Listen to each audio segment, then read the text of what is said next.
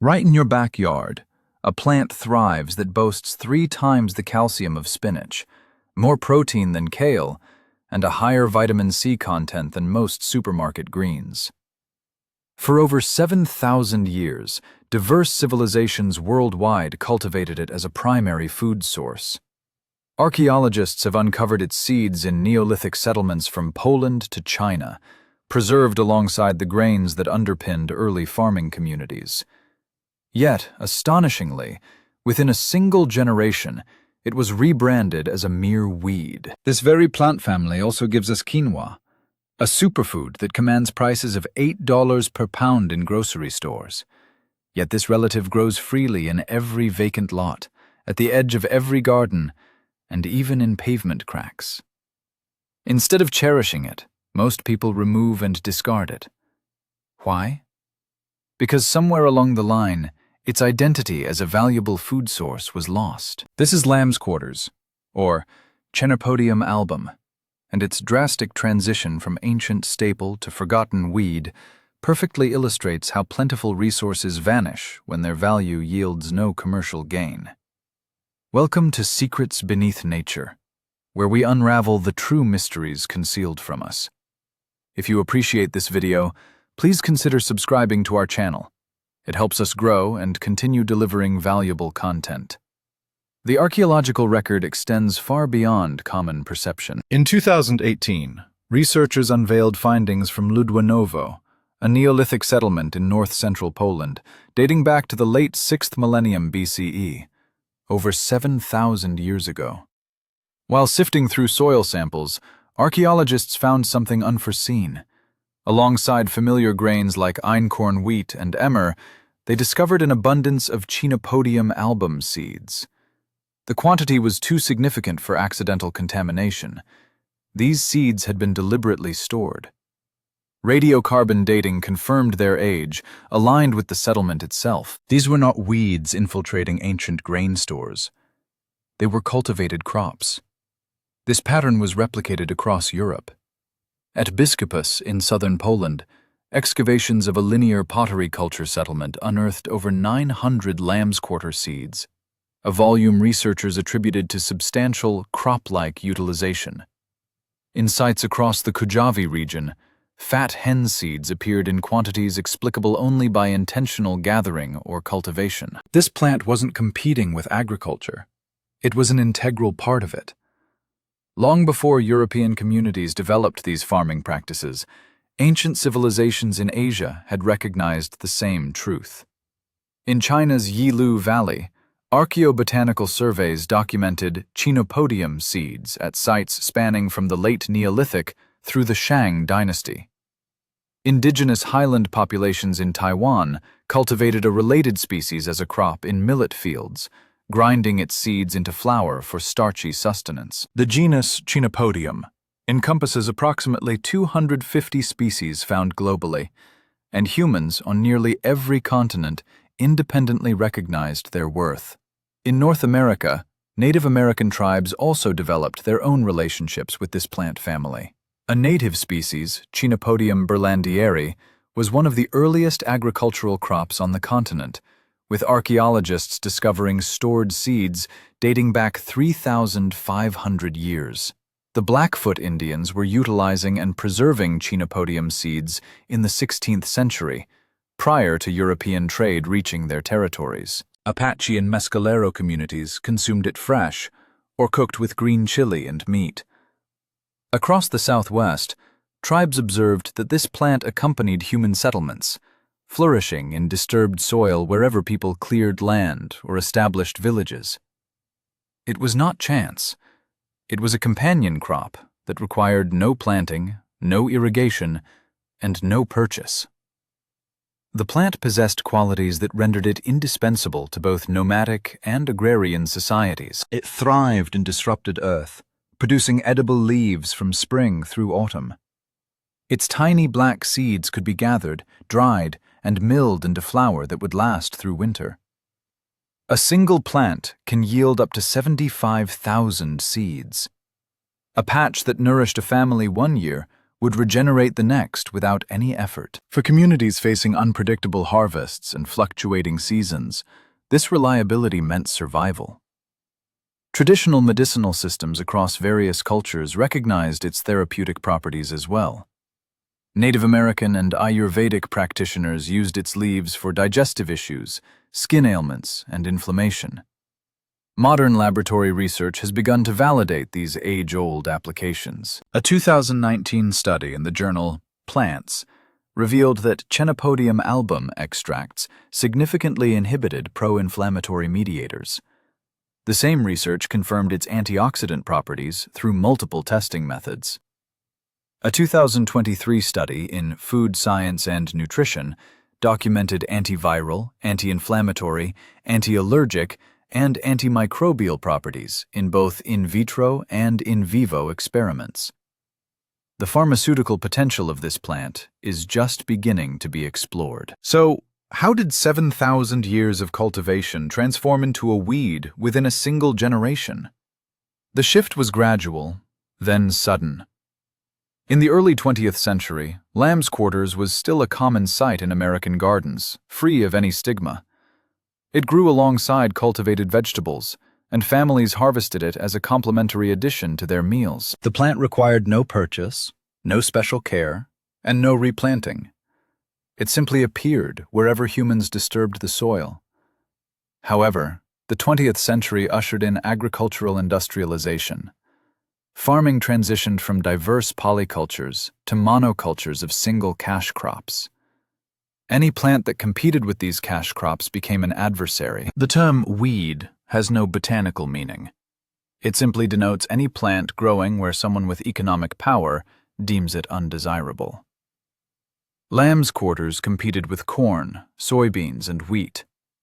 Unlike these crops, it could not be patented, packaged, or sold. The same dynamic that eliminated white clover from American lawns impacted every wild edible that once sustained communities. With the widespread availability of herbicides after World War II, farmers gained potent tools to eradicate competition. Broadleaf herbicides instantly destroyed lamb's quarters. The plant that had sustained Neolithic farmers and Native American tribes became a target for chemical extermination, not because it lacked intrinsic value, but because its value could not be monetized by those selling agricultural inputs. Consider the parallel with quinoa. Both plants belong to the same genus, Chenopodium. Quinoa grows in the high Andes of South America, while lamb's quarters is ubiquitous across North America, Europe, and Asia. Nutritionally, lamb's quarters is comparable, and in some aspects, superior. The United States Department of Agriculture confirms that raw lamb's quarters contains 309 milligrams of calcium per 100 grams, whereas raw spinach contains only 99 milligrams. This means lamb's quarters provides 3 times more calcium than the leafy green Americans typically consider the gold standard for bone health. Yet, quinoa retails for $6 to $10 per pound in American supermarkets, marketed as an ancient superfood with miraculous health benefits. Lamb's quarters, growing freely in every abandoned lot and garden edge, is sprayed with Roundup or relegated to the compost bin. The discrepancy isn't about nutritional content. It's about geography and control. Quinoa could be imported, packaged, branded, and sold at premium prices. Lamb's quarters, however, grows wild wherever you are. It cannot be controlled, monopolized, or generate recurring revenue, so it faded from cultural memory. While its South American cousin achieved superfood status, its erasure also stemmed from practicalities. Spinach could be industrialized. It grows in uniform rows, is mechanically harvested, and shipped in refrigerated trucks to supermarkets nationwide. Lamb's quarters wilts within hours of harvest and cannot withstand the industrial supply chain. Without shelf stability, there is no viable product. Without a product, there is no profit. Without profit, there is no marketing budget. Without marketing, there is no cultural presence. The plant simply vanished from common awareness. However, Nutritional truth cannot be obscured by marketing. Laboratory analysis of lamb's quarters clarifies why ancient civilizations held it in such high regard.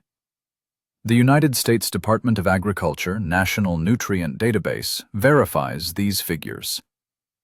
Calcium content is 309 milligrams per 100 grams of raw leaves, compared to spinach at 99 milligrams and kale at 254 milligrams. Lamb's quarters surpasses both. Potassium content reaches 452 milligrams per serving, exceeding bananas by weight. Vitamin A content surpasses daily requirements in a single serving. Vitamin C content significantly outperforms spinach. The protein content is particularly noteworthy among leafy greens. At 4.2 grams per 100 grams raw, lamb's quarters contains approximately 45% more protein than raw spinach, at 2.9 grams. For a wild plant requiring no cultivation, this protein density is remarkable. The leaves also supply fiber, B vitamins, manganese, and copper. Researchers have observed that the mineral content in lamb's quarter leaves is significantly higher than that of other commonly consumed vegetables, including beet greens, mustard leaves, and spinach. The seeds offer an entirely different nutritional dimension. They can be harvested in late summer, dried, and ground into flour. This gluten-free, high-protein flour was a staple survival food for communities enduring harsh winters or crop failures. The entire plant, from tender spring leaves to autumn seed heads, provides sustenance throughout the growing season. Modern research has affirmed what traditional healers understood for centuries. Studies published in peer-reviewed journals document anti-inflammatory compounds that reduce swelling and promote healing. Antioxidant capacity tests consistently rank lamb's quarters among the highest of all leafy greens. A comprehensive 2022 review, published in Food Research International, documented the antibacterial, antifungal, antiviral, antiparasitic, anti-cancer, anti-diabetic, and hepatoprotective properties of this plant across multiple studies. This uninvited garden growth harbors a wealth of bioactive compounds. Its flavor profile significantly enhances its appeal. Young lamb's quarters leaves offer a mild, slightly earthy taste, reminiscent of spinach, but without any bitterness. The chestnut school of herbal medicine hails it as one of the most nutrient-dense greens ever examined, surpassing many common vegetables in its vitamin and mineral content.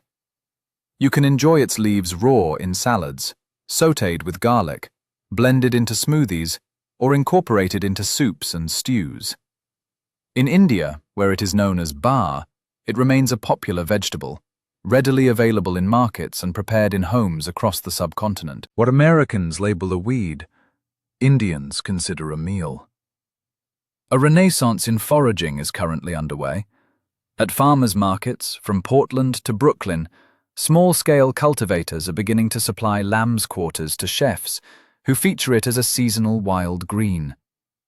Permaculture communities intentionally cultivate it, recognizing that a plant requiring no external inputs and providing abundant nutrition forms the bedrock of food security. Foragers are sharing identification guides and recipes online, rebuilding knowledge that nearly vanished. They question why such bounty should be discarded. The climate imperative underscores the urgency of this rediscovery. Lamb's quarters flourishes in poor soil where farmed crops fail. It withstands droughts that devastate spinach and lettuce. It demands no irrigation, no fertilizer, and no pesticides. As climate change destabilizes industrial agriculture, as aquifers diminish and topsoil erodes, the plants we once dismissed as weeds may become the crops guaranteeing survival. They have done so before, sustaining Neolithic farmers and Native American communities through uncertain seasons. They will do so again if we permit them. Consider what you are truly observing when you spot lamb's quarters thriving in a vacant lot or emerging along your garden's periphery. You are witnessing 7,000 years of human cultivation encapsulated in a single plant. You are seeing the very food that Neolithic farmers in Poland stored alongside their wheat. You are seeing the green vegetable that Apache and Blackfoot communities gathered for countless generations. You are seeing 3 times more calcium than spinach, more protein than kale, and more vitamins than most supermarket greens, all growing without permission, without cost, and without any corporate intermediary. You are also witnessing the consequences when abundance infringes upon no one's profit margins. A plant that provides sustenance for free generates no income. A crop that perpetually reseeds itself creates no dependent clientele. Food that proliferates wildly in every disturbed plot cannot be monopolized, patented, or controlled, leading to its erasure from collective memory. It becomes reclassified as a nuisance. Children grow up unaware it is edible. 3 generations later, people spray toxins on their own food source because they were never taught to perceive it as anything other than an annoyance. This pattern recurs with every wild edible that once sustained human populations. White clover was removed from lawn seed mixes when herbicide sales surpassed the benefits of clover.